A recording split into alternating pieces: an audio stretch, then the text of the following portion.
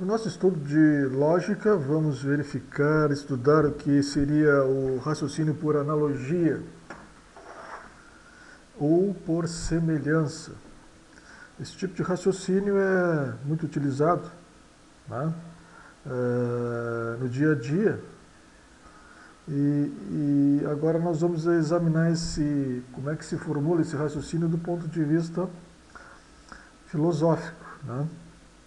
Então, o raciocínio por semelhança ou por analogia, primeiro, o raciocínio por semelhança ou por analogia, exemplo, né, é uma indução parcial ou imperfeita, na qual o espírito, a mente, passa de um ou de alguns fatos singulares ou de uma enunciação universal, não a uma conclusão universal, mas a uma outra enunciação singular ou particular, que ele infere em virtude de uma semelhança. Por exemplo, Paulo sarou de suas dores de cabeça com este remédio. Logo, João há de sarar de suas dores de cabeça com este mesmo remédio. Esse raciocínio não constitui um gênero de argumentação irredutível. Ele se reduz à indução como o imperfeito ao perfeito. Então, o raciocínio por analogia é uma indução imperfeita, que conclui do particular ao particular em virtude de uma semelhança. Três aspectos aqui podemos comentar sobre esse ponto inicial. Primeiro, sem dúvida podemos reduzi-lo, né, esse raciocínio por semelhança pode ser reduzido a um raciocínio complexo, do tipo indução de uma enumeração insuficiente mais um silogismo. Tá? Entretanto, na realidade, o espírito, no raciocínio por semelhança, conclui do particular ao particular, sem passar por uma lei universal, mas somente pela semelhança dos dois casos referidos. Por exemplo, Paulo sarou de suas dores de cabeça com este remédio, e o caso é semelhante para João e para Paulo. Logo, João há de sarar de suas dores de cabeça com o mesmo remédio.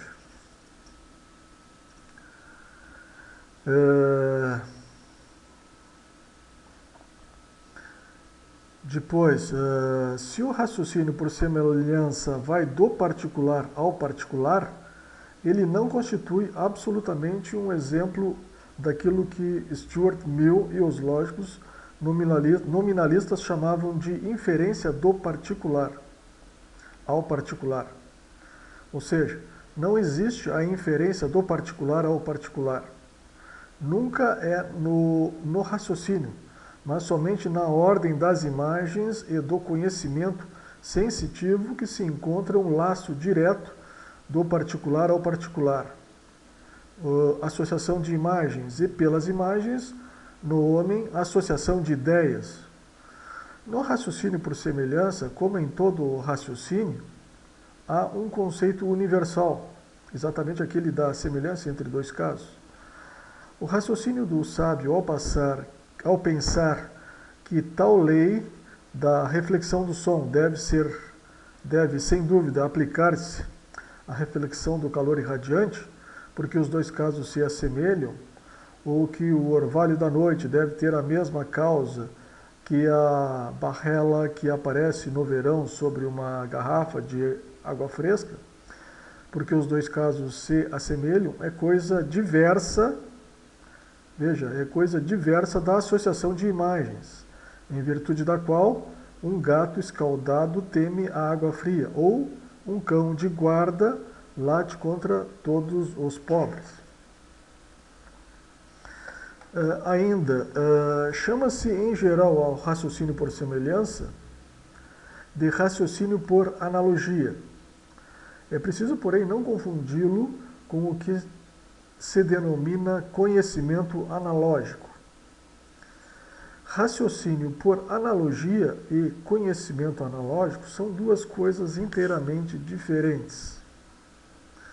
No raciocínio por analogia, a analogia que designa, então, uma similitude mais ou menos acidental, refere-se à maneira de estabelecer uma conclusão, uma inferência, da qual ela constitui toda a força e também a insuficiência. Agora, no conhecimento analógico, a analogia refere-se a um conceito. A analogia se refere a um conceito e às coisas nas quais ele se realiza, e é, pelo menos na analogia de profundidade própria, uma propriedade intrínseca do próprio conceito. Então, não confundir raciocínio por analogia e conhecimento analógico.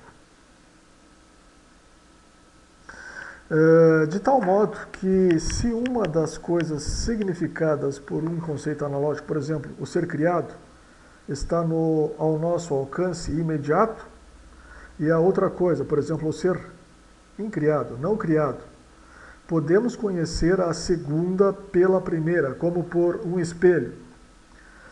Ou seja, conhecimento inadequado, sem dúvida, mas que pode ser absolutamente certo. Outra questão ainda sobre o raciocínio por semelhança é o seguinte. É claro que o raciocínio por semelhança fornece apenas uma probabilidade e não uma certeza. Ele desempenha um papel imenso na descoberta ou na invenção. É preciso, porém, recorrer aos tipos de raciocínio mais perfeitos, silogismo ou indução de enumeração suficiente para estabilizar o juízo científico. Ok? Então, o raciocínio por semelhança fornece apenas uma probabilidade, tá? E não uma certeza. Por último, o que denominamos comumente exemplo ou comparação é apenas um esboço de raciocínio por semelhança, destinado não mais a tornar uma conclusão mais ou menos provável, mas apenas para ilustrar uma proposição e manifestá-la de um modo mais sensível. É por isso que a verdade dos pensamentos que exprimimos é absolutamente independente das comparações a que recorremos para esclarecê-las. Os exemplos escolhidos podem ser falsos em si.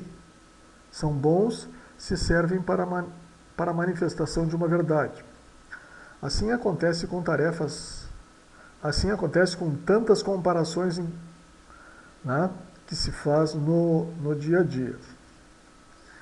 Então, raciocínio por semelhança ou por analogia, o raciocínio é uma indução imperfeita que conclui do particular ao particular em virtude de uma semelhança.